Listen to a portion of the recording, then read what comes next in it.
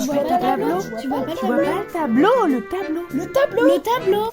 Aujourd'hui, on va parler d'un immense tableau de Pablo Picasso, Guernica.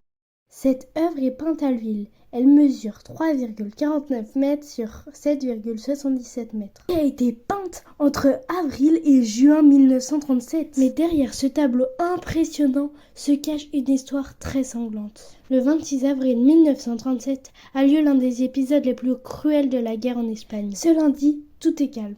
Jour de marché, on fait des courses par-ci par-là, etc. Mais à 17h30, des dizaines d'avions de guerre allemandes bombardent sans relâche la ville de Guernica, d'où le nom du tableau. La ville n'est pas un lieu stratégique, mais le dictateur allemand Hitler, allié au dictateur espagnol Franco, veulent terroriser la population civile et montrer de quoi ils sont capables. Et c'est plutôt bien réussi. Guernica est alors complètement prise au piège. Cette attaque fut la première prenant délibérément pour cible des civils, des non-combattants. Les personnes essayent de fuir, mais sont vite encerclées par les bombes. À 20h, après 2 heures de bombardement intense, la ville de Guernica est complètement détruite et le nombre de morts s'élève à 1650 et un tiers des habitants de la ville ont été tués ou blessés.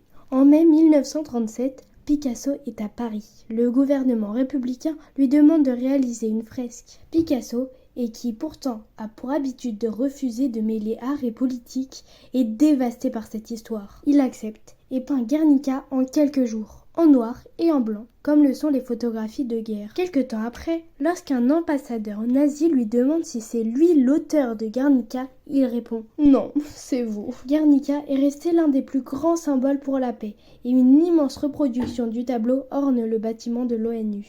Tu vois pas le tableau? Tu vois pas le tableau? Tu vois pas le tableau? Tu vois pas le tableau? Tu vois pas le tableau? Le tableau? Le tableau?